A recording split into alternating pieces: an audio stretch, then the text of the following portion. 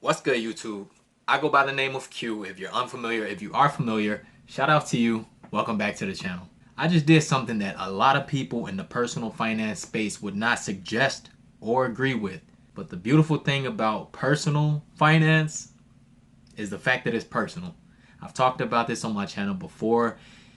Every situation is different. There's no one size fits all, and everybody walks very different paths when it comes to dealing with their own personal finance, and that should be expected. So, what I just did, let's talk about it. Last month on 420, I made my largest lump sum investment ever. The biggest lump sum investment I've ever made in my life of $5,000. However, how I was able to make that investment, this is the part a lot of people won't agree with. I dabbled into my emergency fund. You heard that correctly. I dabbled into my emergency fund.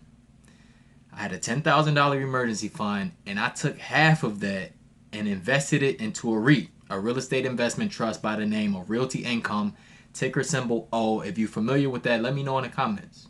That $5,000 got me just under 74 shares. Now, Realty Income, they pay a monthly dividend of 24 cents per share.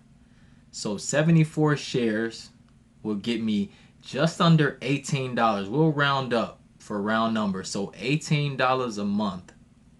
$18 a month, $213 a year, aside from any equity that I acquire. So anything that I get above the purchase price, at the time of my purchase, it was trading at about 67.80, just under 68 bucks. So anything above 67.80 is all profit aside from the dividends that I collect. So why did I do that? I'm glad you asked. That's a great question. Why did I do that? The main reason I did that is because I understand money. I really understand money, and I understand that idle money, money that isn't moving, money that's just sitting still, is money that is not growing. And not only is it not growing, it's actually losing value. It's losing value due to inflation. That's just how it works. You can't save money just for the sake of saving money. Otherwise, you're losing money. If you're saving money, you're typically saving for something in the near future. Otherwise, you got to do something else with it. Even in a high yield savings account. I've talked about this on my channel before too. A high yield savings account these days, it's not really a high yield, which is where my emergency fund is. Yes, you gain a little bit of money from it, but the fact that they lowered the interest rate so much, you're not gaining as much as you used to. When I first opened my high yield savings account, they had a 2.0% interest rate. Right now it's at a 0.5%, half a percent, right? That's something, but in the grand scheme of things, it's nothing. So I took half of my emergency fund and I invested into what I invested into. I've already garnered an ROI. Let me break that down. So here's the $5,000.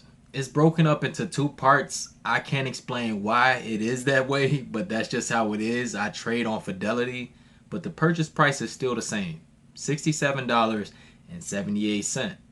The purchase price is consistent.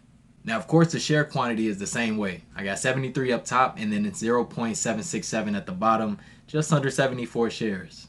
Now, from the time of that initial investment, the stock price has gone up 1.56%, garnering me an ROI of $78.19. I also mentioned they pay a monthly dividend. I received a $21.62 dividend payment in that 1 month time frame. So $78.19 in equity, $21.62 in dividend. When you add those two together, that's $99.81 in a 1 month time frame. Now, what I choose to do with that is completely up to me, but I'm up on that particular investment. Now, I already had been invested in this company. I had 20 shares prior. So the recent 74 shares, that's what helped me receive extra dividend. And that's another reason why I'm continuing to stick with this company, because the more shares you have, the more you snowball your dividend payments. I can exit out of here on this particular trade up and I can put it back in my emergency fund if I want to, or I can keep it in there and continue to make those larger monthly dividend payments. Now, I don't want you to confuse this with being not risky. There is some risk involved. There's a lot of risk involved because, as you know, the stock market goes up and down. It goes up and down. So I can easily lose money, right? Or the value of my particular stock can go down. I wouldn't necessarily lose money. You only lose when you sell. If you sell while you're down, then that's a loss. But if you stick with it and ride it back up, then you're good. But had that $5,000 still been in my high yield savings account, they would only pay me $3.50, if that, maybe $3 in a 1 month time span.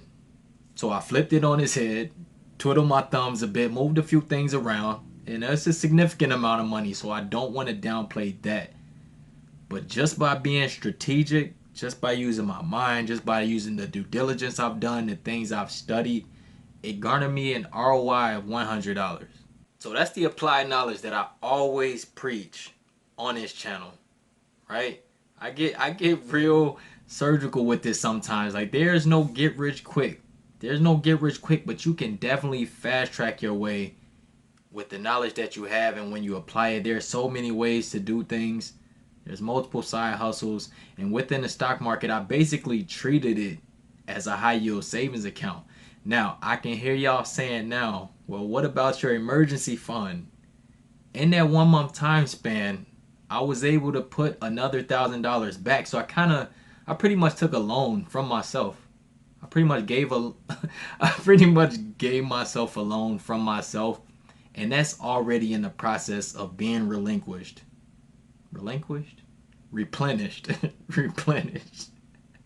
That's already in the process of being replenished. So I put $1,000 back into there. So now it's at 6,000. I may or may not get it back to 10.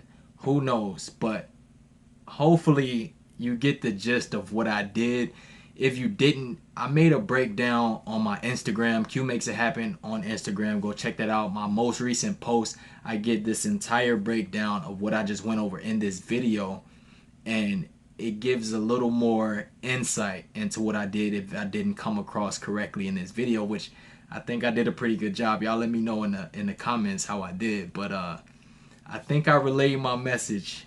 I think I relayed the breakdown rather smoothly. You know what I'm saying? I'll give myself a pat on the back because this is something I've been working on. I understand that delivery is important, and I understand that in order to get somebody to learn something, you have to either know it yourself, which I do, and you also have to be able to explain it not only in a way that's digestible, but in a way that, digestible. Most people can understand it. So I understand my audience. I understand you guys. So I know how to give it to you exactly how you need to hear it. I'm not going to try to talk over your head. I'm going to break it down. And when I feel like there's something somebody might not know, then I'll give that breakdown. But at this point, I'm rambling. Like this video if you like it. Subscribe to my channel if you haven't. Also, follow me on IG. Q Makes It Happen on Instagram. Follow your boy. Show your boy some love.